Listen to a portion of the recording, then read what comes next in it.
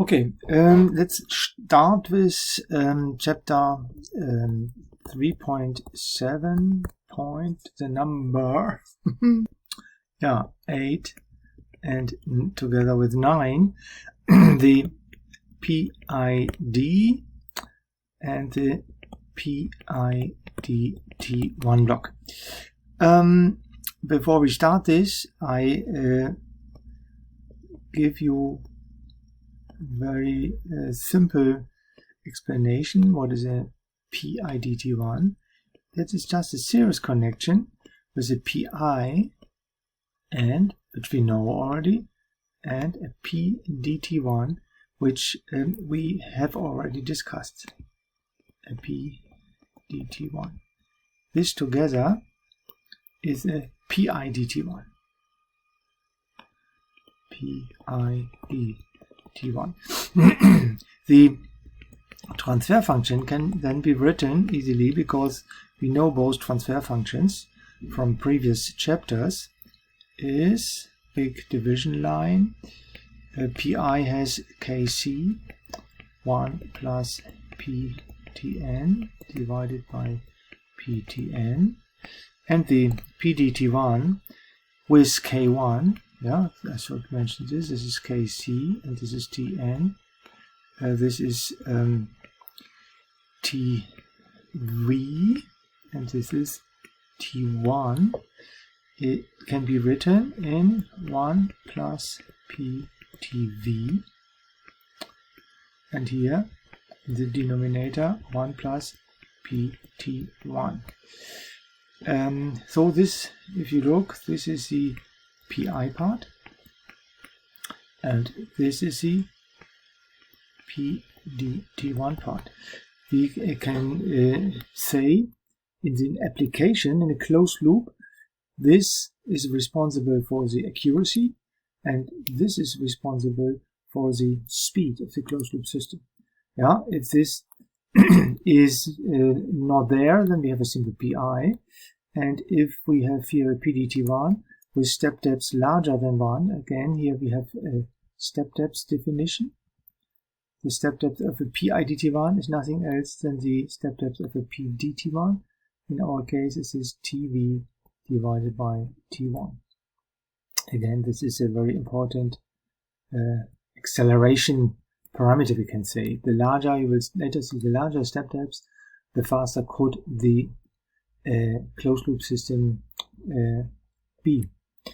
Okay, we can here also see another parts of the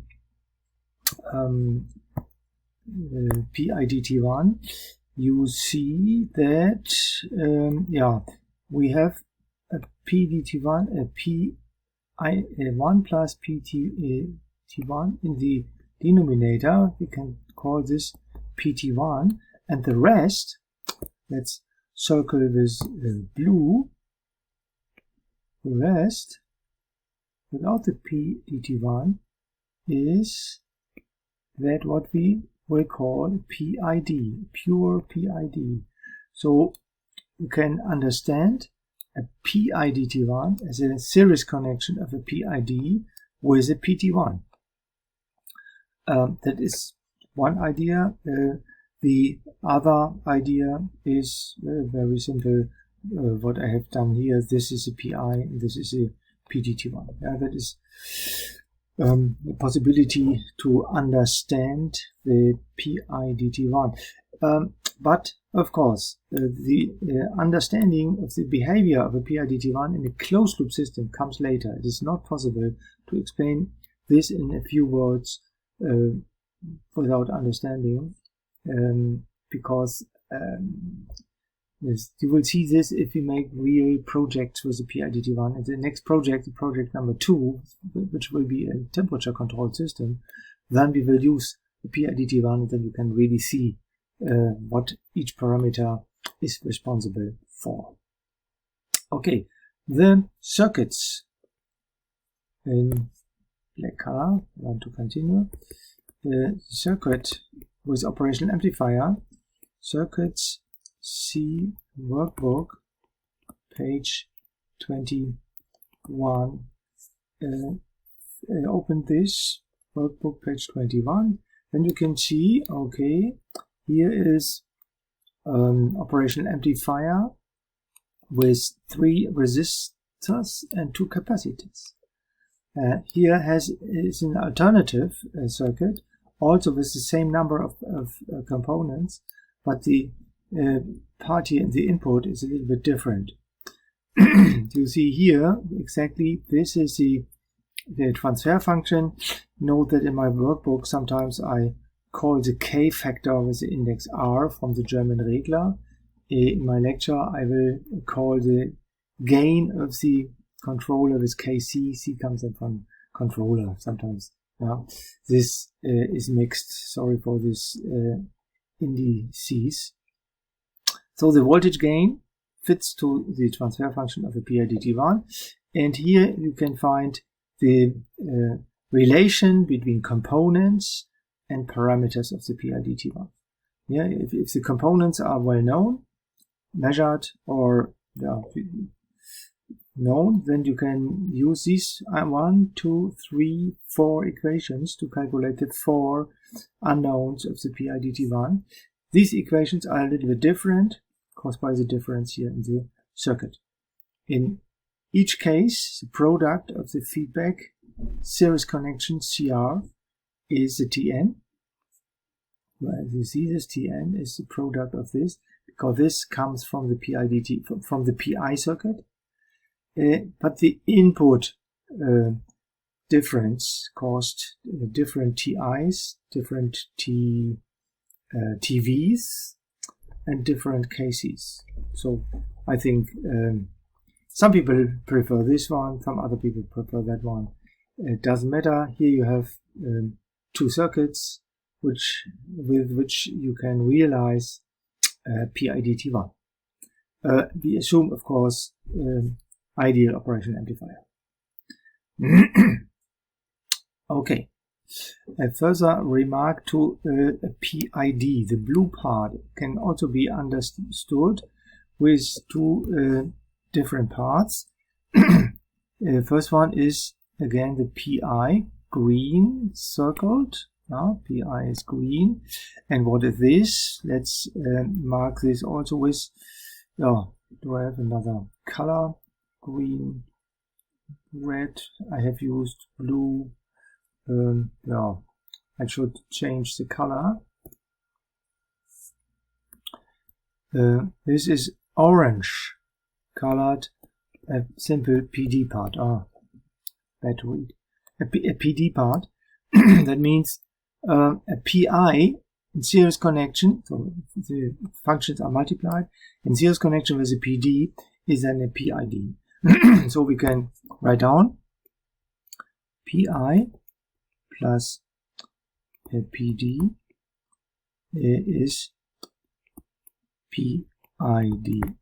That means this plus sign in series connection.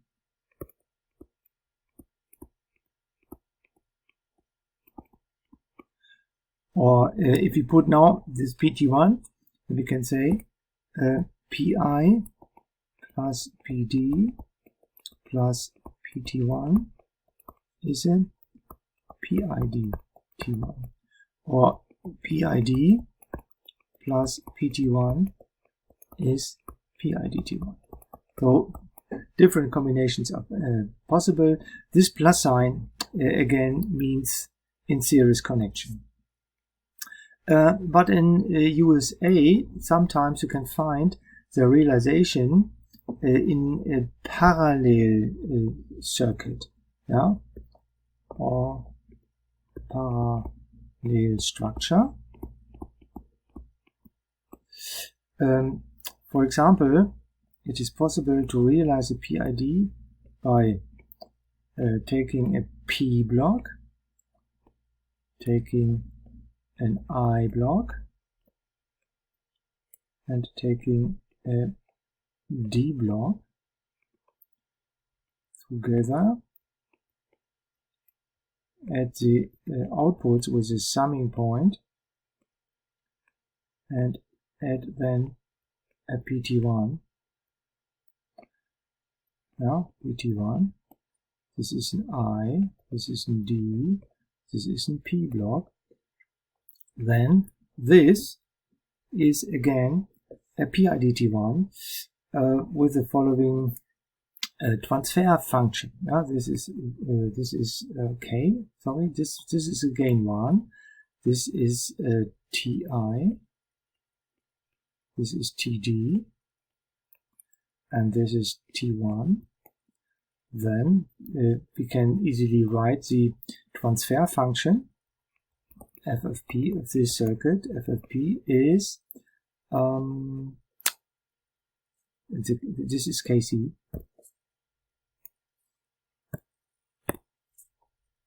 No, that is not KC. Be careful. That is a K different to KC. Then we have the summing of these transfer functions in parentheses. This is 1 plus 1 divided by PTI plus PTD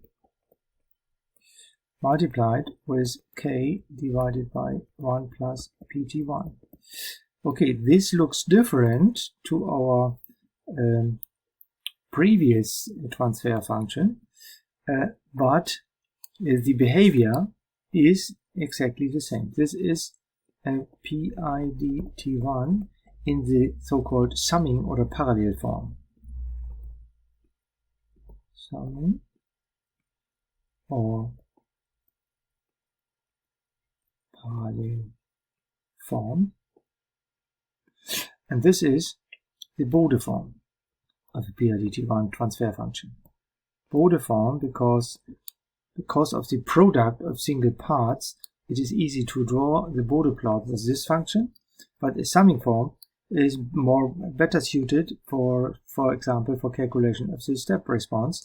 The question is only, can I convert a parallel form, a Bode form into a summing form, or can I reconvert a summing form into a Bode form? Yes, of course you can do. In the paper workbook, you see the conversion equations. Conversions, see workbook, also page 21. Let's open this page, and then you can see here the drawing, the symbols, but at this time we don't know the symbol of the PID and the PID, PIDT1 and PID. So it is better than that we make the symbols after calculation of the step response. Here you see the Bode form, or in other words, serial form. This is the parallel form we have just discussed in the last minutes. And this is the third form. A third form you can find in the Wikipedia forum for the PIDT1. You see here the PT1. The PT1 is in series with the PID in summing form. Here you see not a pure PD is used here, but they shift this PT1 into the D block. This has no effect to the P and the I block. Only here you see in the summing form here you have the DT2, that is the PI, and this is the P block, and this is the total factor K alpha or Ka. Here you can find all conversions. This is a parallel to Bode conversion.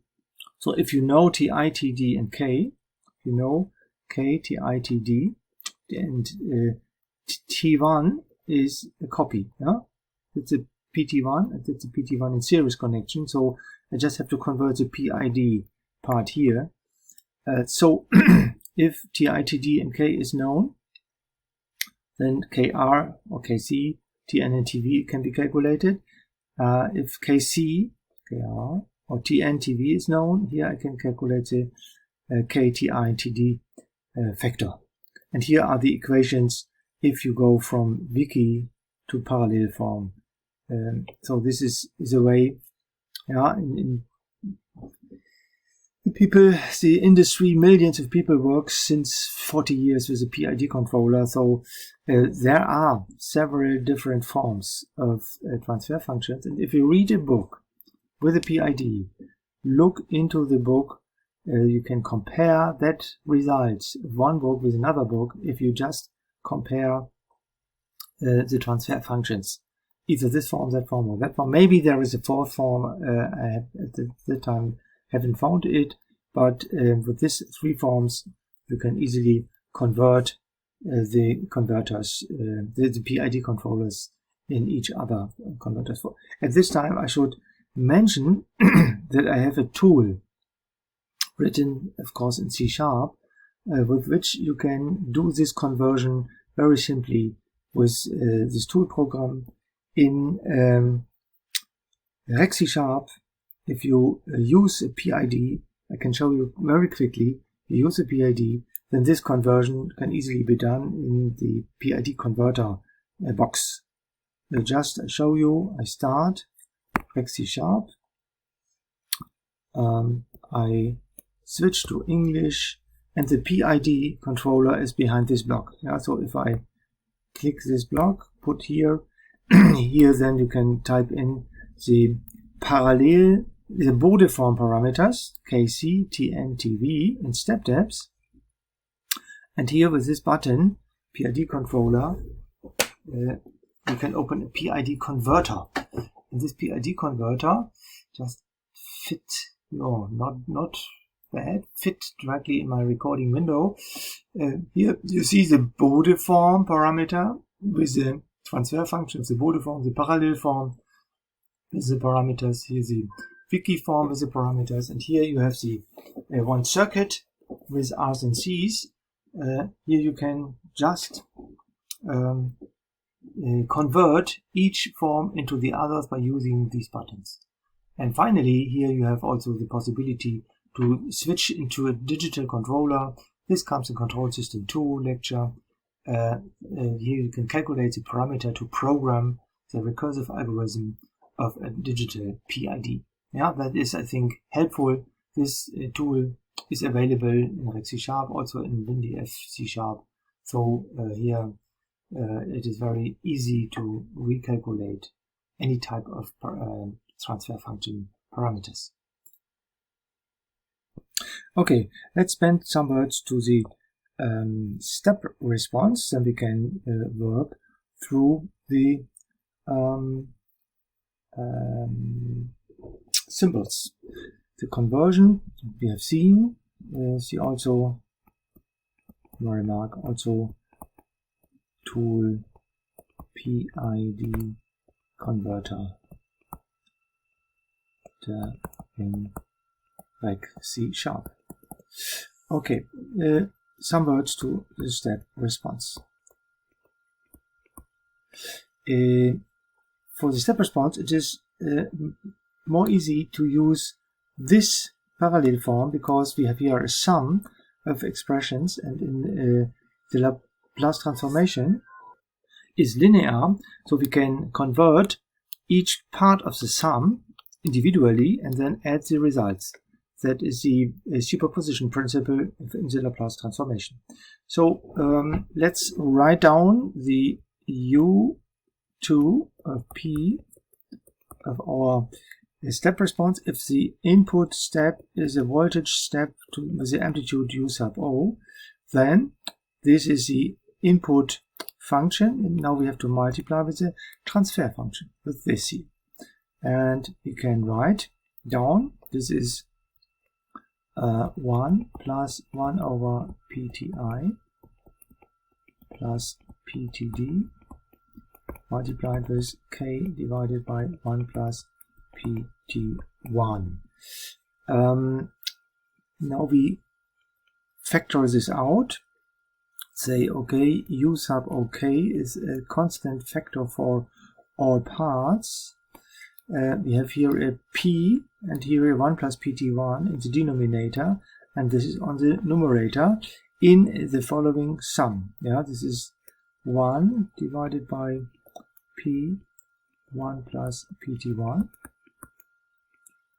plus, now this part multiplied with p, and this is 1 divided by p squared ti,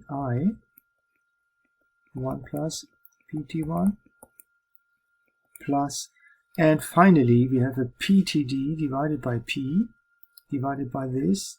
This is then a td divided by 1 plus pt1, because the p, this p and that p can be deleted. Okay, parenthesis closed. So we have now the frequency function of the step response.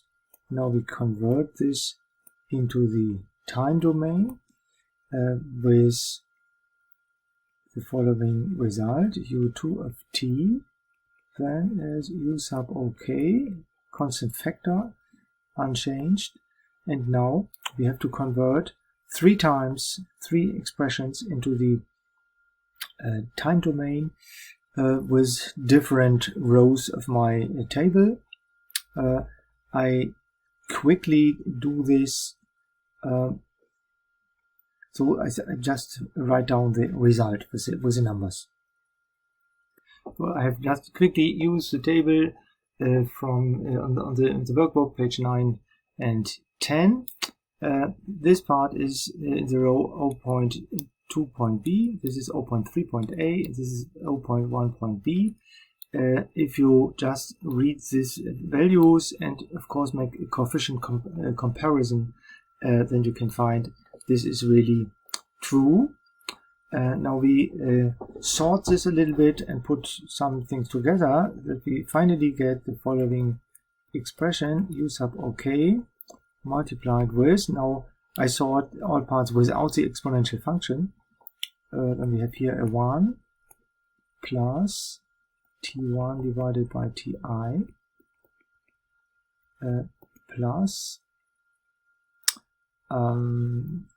t times t1 divided by t1 divided by ti. So this part is t divided by ti.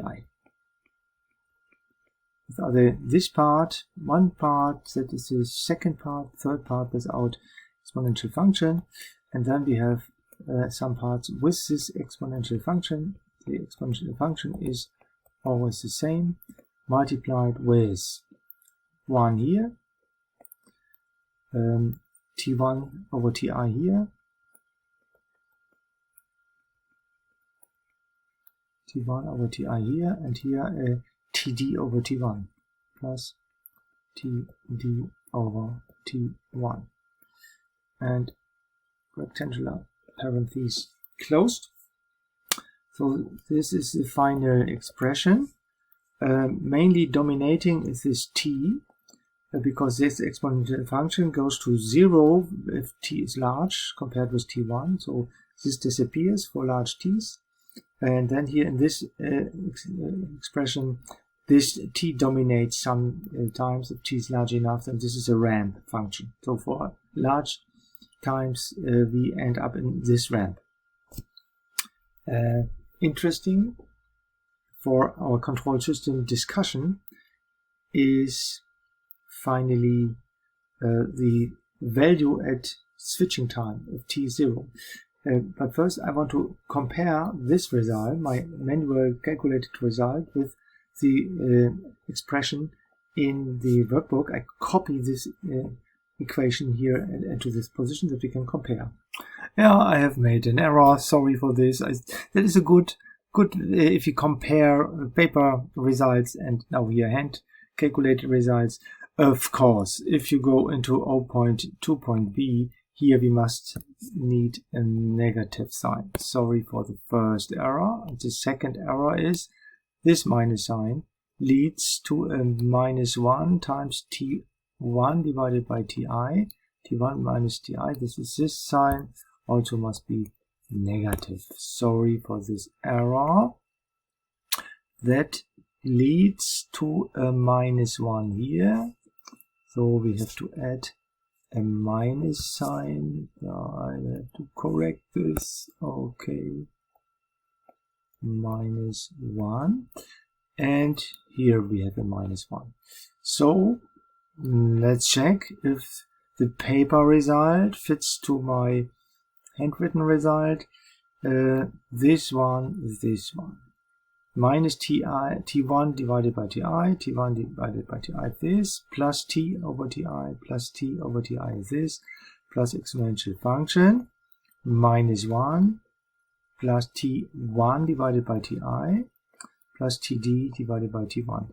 A problem here in the paper, in the workbook, is that the 1 and the I is rather, I can say rather different. This is an I, this is an I, this is a 1, and this is a 1, and this is a 1. Yeah, it's a small difference. I have made the I here, the index, with italic writing to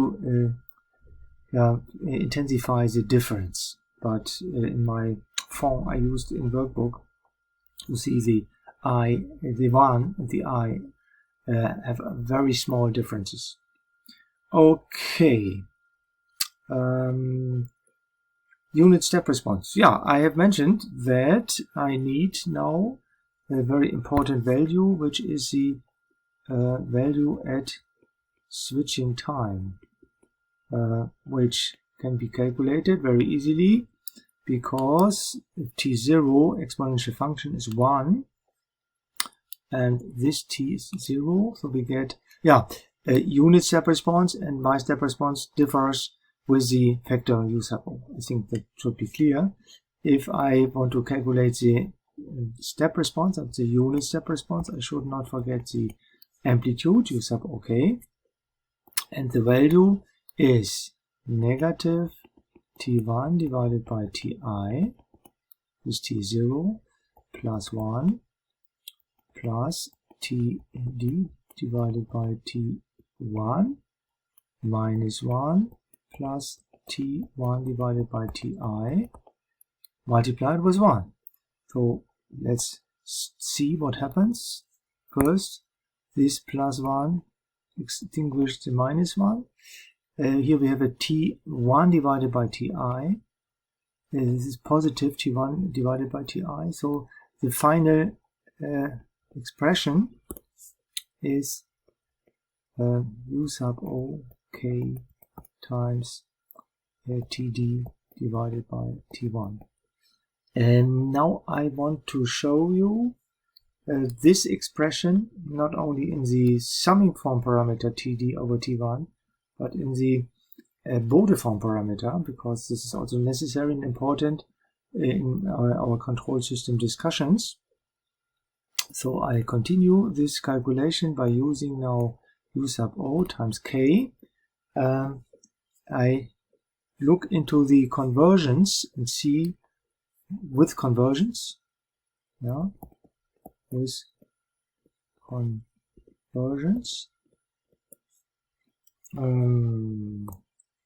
Here with this, I now replace k with kc times tn plus tv over tn, and I replace td with this expression.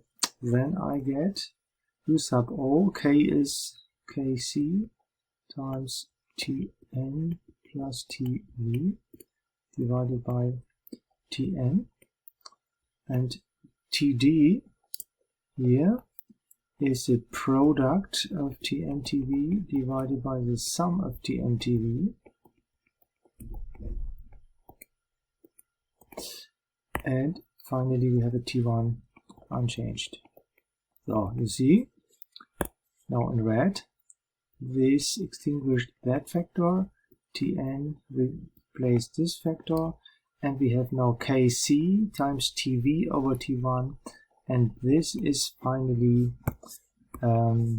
the u sub o kc times tv over t1, or in other words, this is u sub o, the amplitude of the input step, and the peak of a step response of PIDT1 is the product of the controller gain with the step depths. Peak of PIDT1 step response.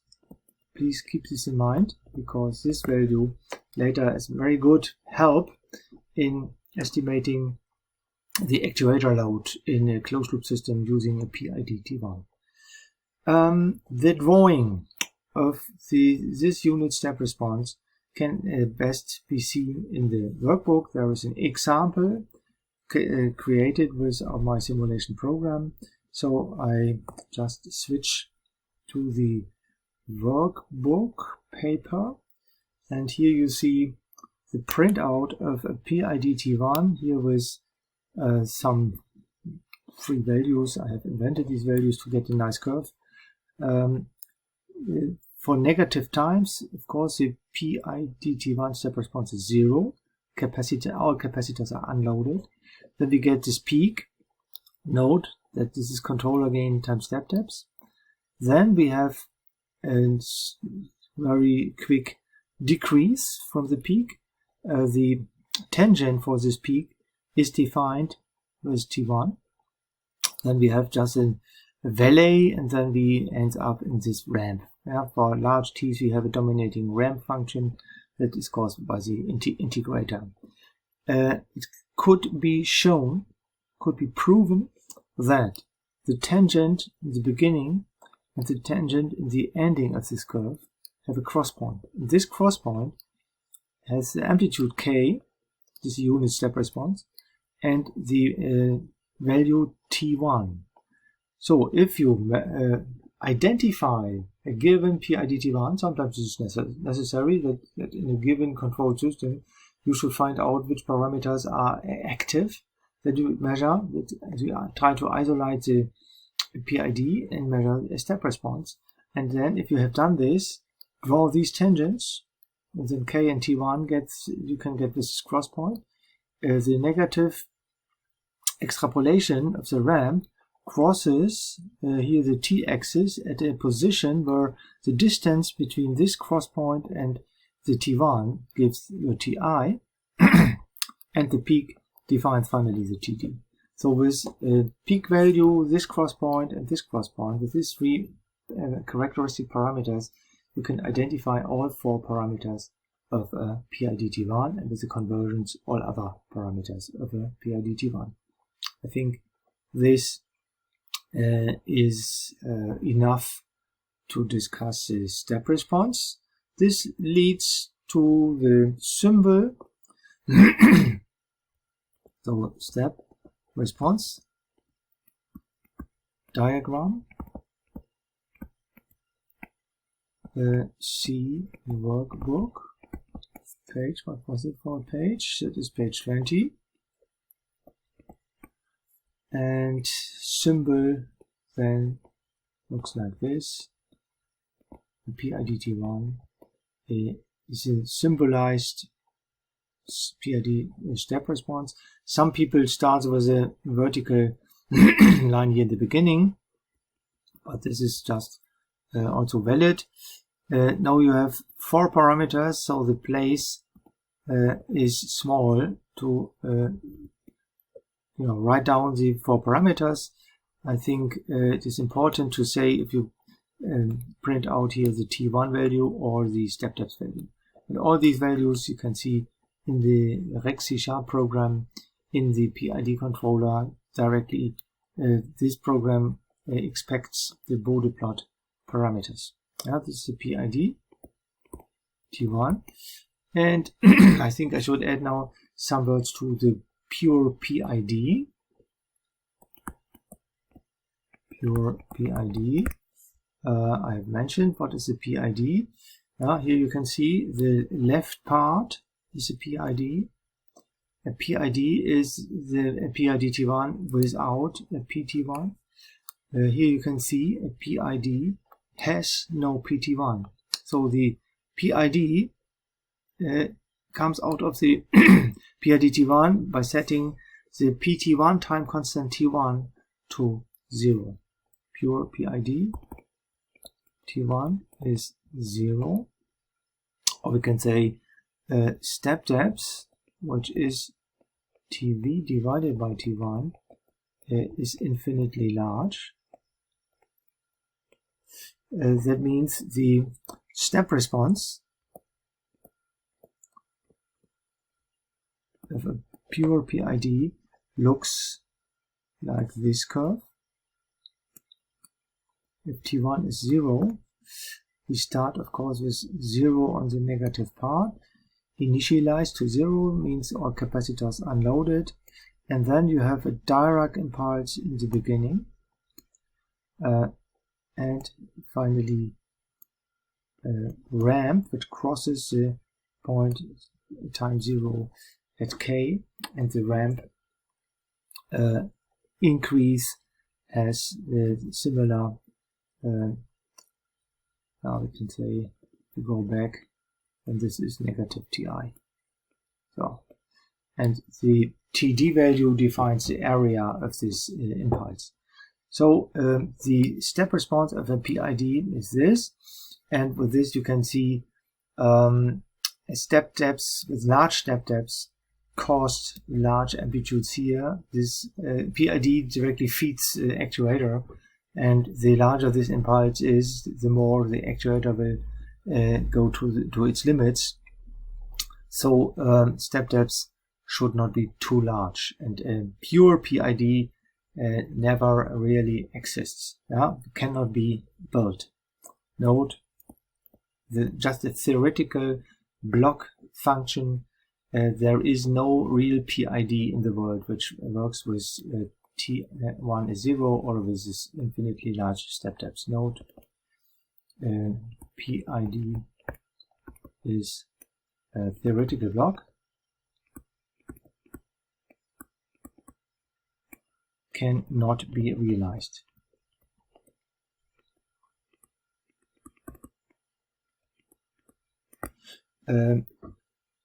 In spite of the fact that, of course, if you go to Siemens or go to industry, of course, in industrial control systems, you have slots or modules. Yeah, in building automation, yeah, the backnet has a PID block. Of course, this is not a PID behavior, but always you have a PIDT1 behavior. And sometimes people neglected to tell you how large is the step depth, but the step depth is very important information to have, otherwise you cannot directly predict the behavior of a PIDT1 working in a closed loop system. Yeah? A PID could be a name, but internal in a PID block you have always a PIDT1 behavior. Unchangeable, you can never realize a PID, a pure PID, because then the step response has an Dirac impulse at its output, and this is not realizable.